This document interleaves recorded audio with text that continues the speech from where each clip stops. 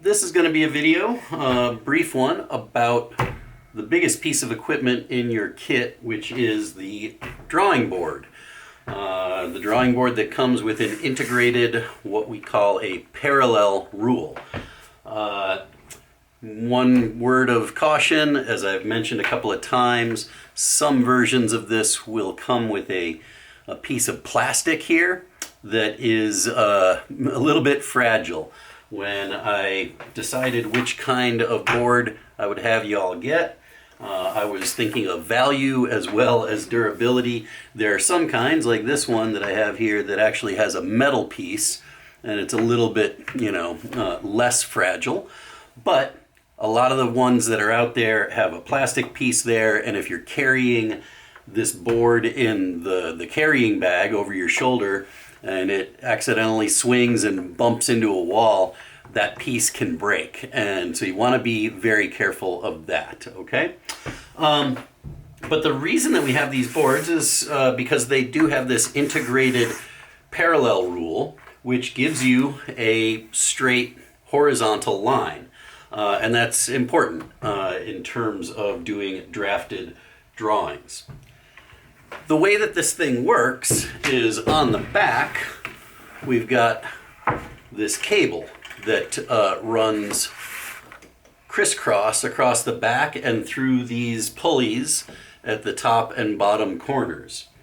It also has a spring here that gives it a little bit of a flex.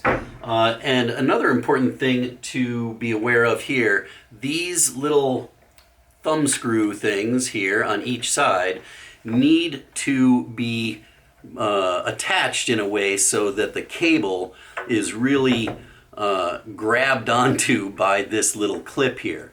So if your board, if this piece is loose and this bracket is not holding on to this cable tightly enough, then it won't work properly. So if that ever starts to happen, you just want to double check that this little turn screw here, and there's a plate underneath it. You want to make sure that that cable is in between those two plates, and then you screw it down nice and tight. And of course you want to do that first, making sure that the bar is really truly horizontal across the board. Then you make sure that those things are grabbed onto. But because of the way that this thing is designed, when we move this piece up and down the bar, the cables run through these pulleys and it keeps it level, okay? Now, there are a couple of other things to be aware of here. These knobs here simply attach the bar to the bracket on the side. And so they always want to be, screwed down reasonably tight because they're holding the bar to this bracket on the side. These knobs here are, they want to be loose, generally speaking, because that allows the bar to go up and down. But if you ever wanted to really kind of anchor the bar in place, you can twist those in a little bit, and now the bar is held in place. So that's what those things are for. The other parts of this board to be aware of, one of them has to do with these feet. These things can pop out so that you can rest the board on it and tilt it a little bit more toward you. These little rubber kind of, I don't know what you'd call them, sawtooth things here on each side, those are intended to grab onto the base, or excuse me, the edge of whatever table you're working on. So in the studio, we've got these big level tables. If you want to, you can drop that toward you so it hangs off of the table a little bit. You get it a little bit closer to you, a little bit lower. Maybe it's more comfortable to draw that way, but it holds it in place on the edge of whatever table you've got it on. So that's basically it for the parts and pieces of this board. Obviously it's got a handle if you want to be carrying it around like that. But do try to take care of these things and make sure that you're not banging them around too much. If they ever get dirty, with like graphite dust and that kind of thing, I just use maybe Windex, some sort of spray cleaner, and some paper towels and just clean it up. I also usually will clean the edges of the parallel bar because sometimes they can get some graphite on them and you get dust and you can accidentally get fingerprints on your drawings. So keeping that clean is a good idea. Sometimes, occasionally, pieces of tape will roll up underneath here. You want to pay attention to that and right away get that tape out of there so that the adhesive doesn't start gunking up your drawings. And I think that's about it in terms of care and maintenance for these things. When we're ready to draw on our parallel rule board, take some trace, roll it out like this, and I usually use my scale, which is this triangular device with all the numbers on it, and I just put it down there right against the roll, pick up the far piece of the paper like this, and then pull it and tear it toward me. And as long as the scale is held flat against the board and straight like that, it might take a little practice, but it just tears right off like that and gives you a nice clean cut. So you don't need to use scissors or anything else. I always immediately turn the paper over because the paper has been on this roll a long time. It's going to have a tendency to curl. So if you just flip it over like that right away and lay it flat, then it's going to lay flat more easily. At that point, I take some pieces of tape, just small pieces of tape like this. I would align it with my parallel rule, either the bottom of it or the top of it. I can slide this down and put it here. And I'm just making sure that the trace paper is aligned with that. And then I'm going to tape one corner down right to the board. Then I sometimes use my scale to kind of help me hold it in place and stretch it out a little bit, not too much obviously, you don't want to tear the paper. But I just want to make sure that it is reasonably flat, okay? Couple more pieces of tape.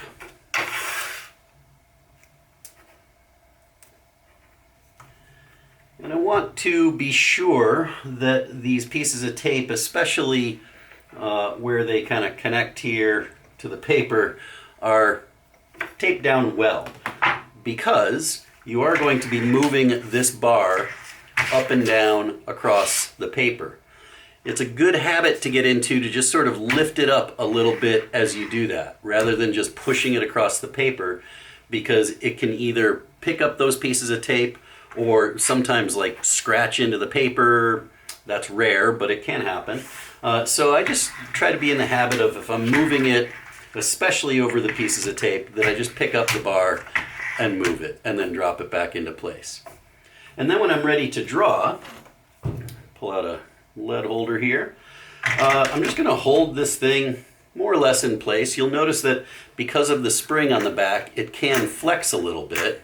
So you don't want to be putting pressure in that direction on it, or you won't get straight lines. So you just let it sit, hold it in place gently, and then you can start to draw. Okay? So you can draw horizontal lines with this bar, and no matter where you put those lines,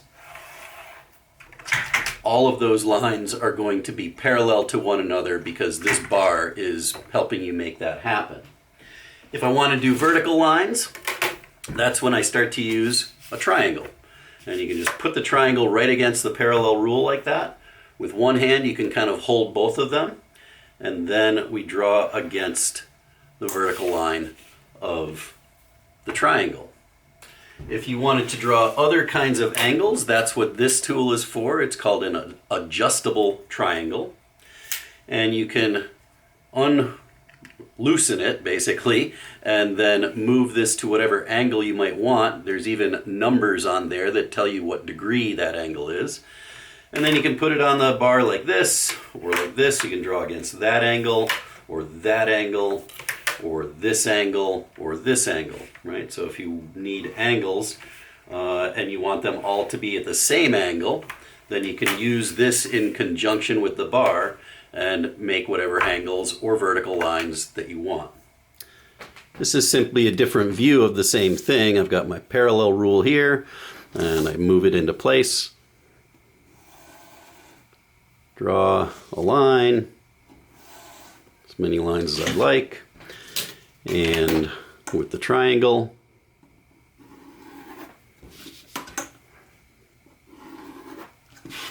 or obviously you can use this triangle for a 30-degree line or a 60-degree line.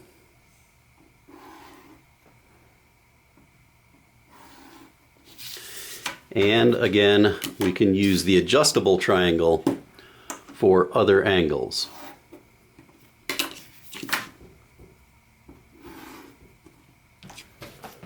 Another useful tool is what we call a circle template that came in your kit.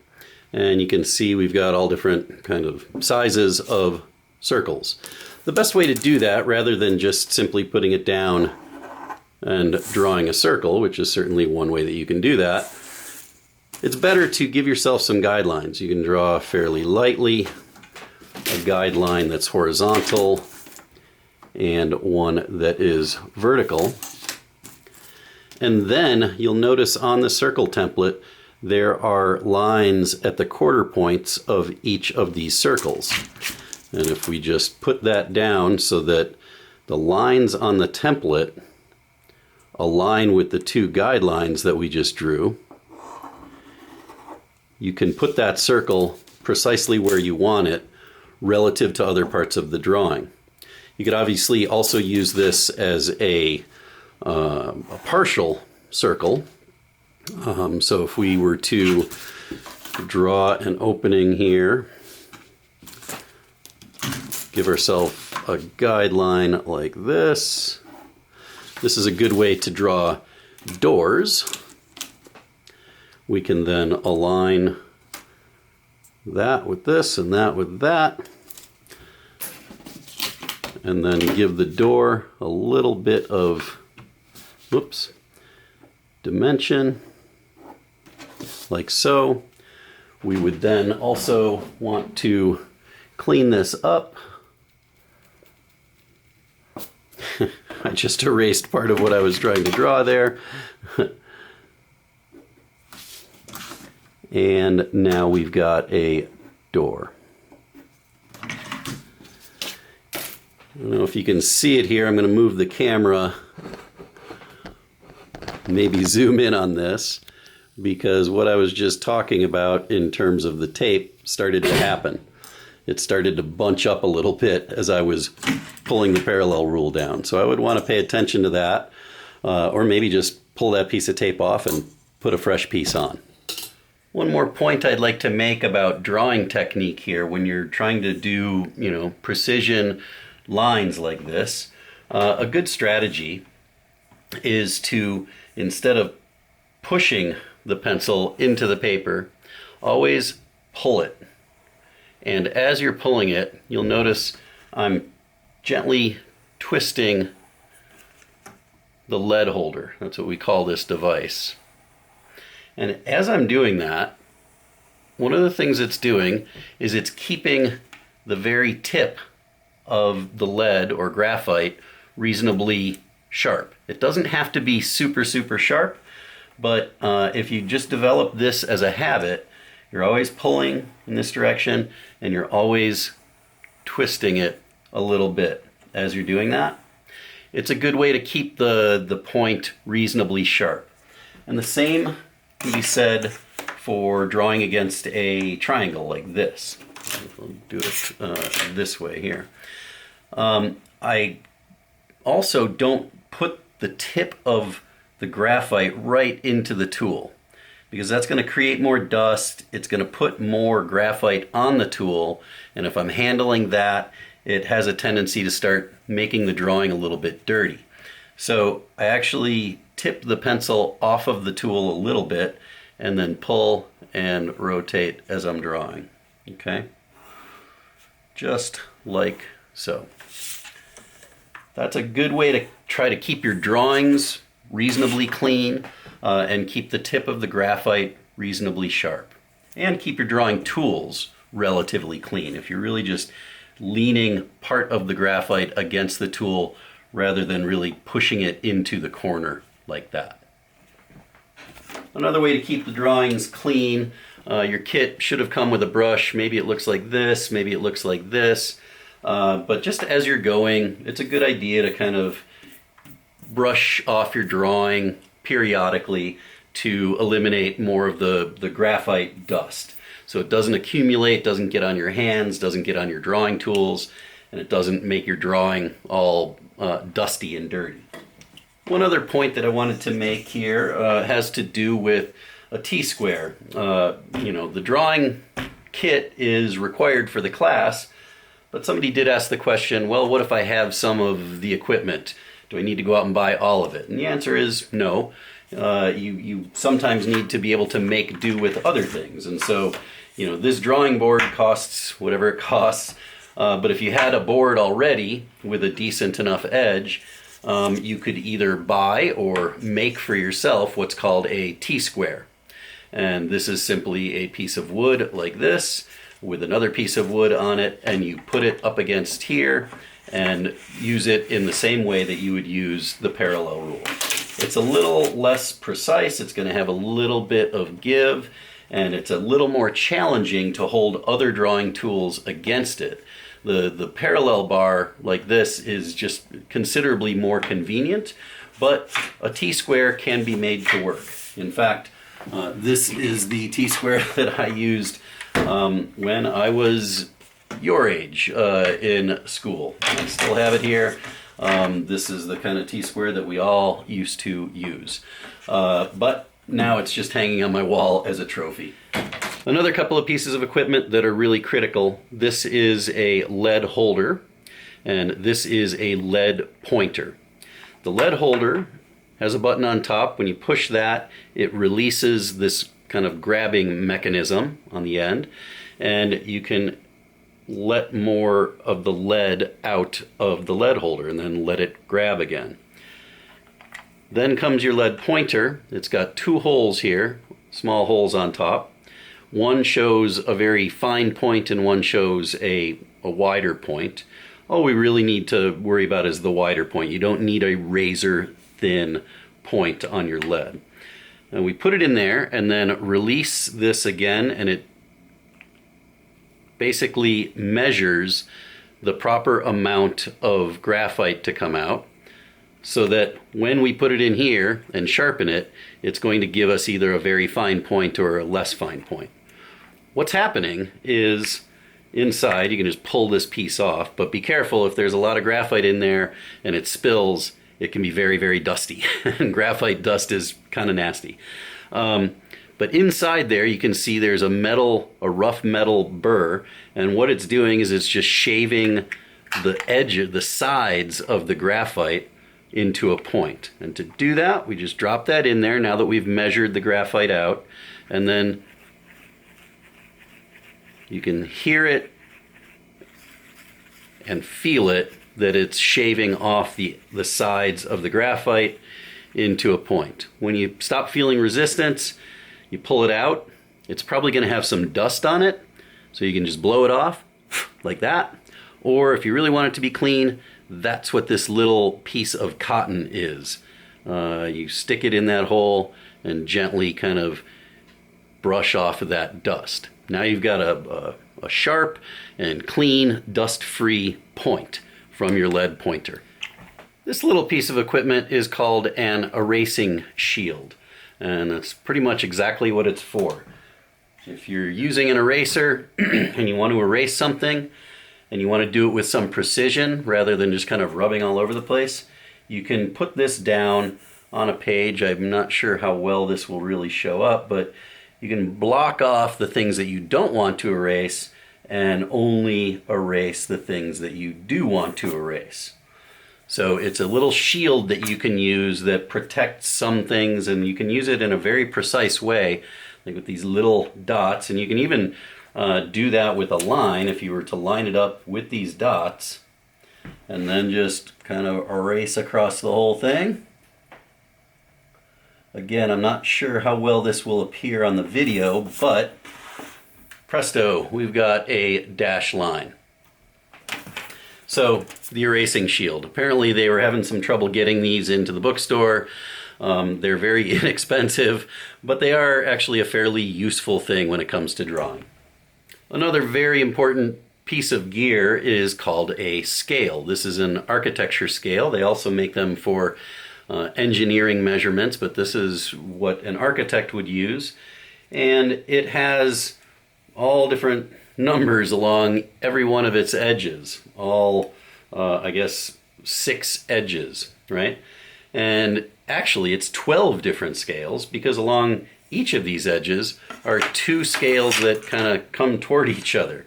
That are, fractions of each other. So, for example, on this side, we've got 1/8 inch scale starting on this edge, and at the other end, it's 1/4 inch scale starting at that edge. And what this does is it gives us a device for measuring. I do want to say right away, this is not what we would call a straight edge. You don't draw against this thing. You use triangles, your parallel rule, any number of other tools to draw against. Those are straight edges. This is really exclusively for measuring, or like for tearing off trace like I showed before. And I will give a demonstration about scale in class, but the way that we use this in kind of practical matters, whoops, I broke my lead, is you draw a line and then you can measure on that line the feet and inches based on which scale you're using, and then make a mark. Okay, if it's X number of feet, X number of inches, we make a mark, and then I know where to put, let's say, the next line. That's all it is, but it's a very important device that you will be using quite a lot in this class. Another device that we use is called a compass, and this is used for creating arcs and circles that might be larger, or you might need to have them be a bit more precise, let's say, than what the circle template allows you to do. So similar to the circle template, you would give yourself some guidelines, measure out what do you want the radius of that circle to be, and then there is a very sharp little metal point here that you would put to be the very center of that circle, and then you simply hold the top, whoops, holding that point in place, and you can use a few different passes to make that circle. Now, one thing that is good to do, I don't know how visible it will be on the video, it kind of shows up. This point is a little piece of graphite, and it's good to have it sort of beveled, like you wear it down by doing this.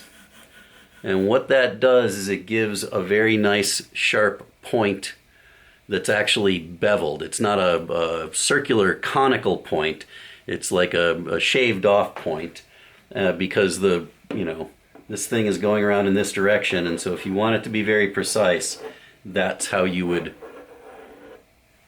sharpen that point right there. And of course, if you needed to put in a new piece of graphite, unscrew that little piece, pop the new graphite in. Okay, that is a compass. Finally, I wanted to mention the portfolio that should come with your kit. This one's a little bit different size. You should have one that is about 11 by 17. But this is really just a place for you to store your drawings. Trace paper is not bomb-proof. It can get crumpled or torn. So you want to be able to put it into a place where you can be flipping through it and looking at drawings without getting graphite on your hands, without messing around with stacks of trace paper. But it might require that you trim the paper so that it fits inside. As I said, you have one that's 11 by 17, and this paper is 12 inches, if I recall correctly, in width, so you'd have to trim off an inch in order for that to fit in. And obviously it would need to be no greater than 17 inches in this dimension to fit in there as well. But to do that, you know, I can just sort of line this thing up, use my scale again, and put that in place, and tear off that sheet. I would want to use a piece of paper, here's one, as a backing, because they come with this black paper in there, and obviously that's going to make it difficult to see. This paper is a little too small for that. This is 9 by 12, that's 8.5 by 11, but you get the point. And so then I want to kind of gently slip this in there so that both corners are in and they're not bunching up. And then I can kind of turn it, slip my hand inside there, and just gently slide it down into place. Make sure it's not folded. And then I've got my drawing protected in a portfolio, and that's going to fill up with drawings, right? The only perhaps obvious thing to think about is you want to do that before, not before, sorry. You want to do that after you take a photograph like I showed before. Because taking a photograph here, you're going to get glare from the plastic. You can even see that glare coming from this light over here. So take a picture of your work first, make sure you've got a good photograph of it, and then you can stick it into the portfolio, and then you've got it protected. I usually take this piece of paper out and flip it over and stick it back in because it's on there that I can put my name and the class or whatever. Really, this is, you know, for your safekeeping. It used to be that you would hand these in and I would collect all of these things physically and be able to look at all of the drawings inside. And maybe we get to do that at the end of this semester, we'll see. But for the time being, it's really just for your use to protect your drawings and have a place to keep them organized.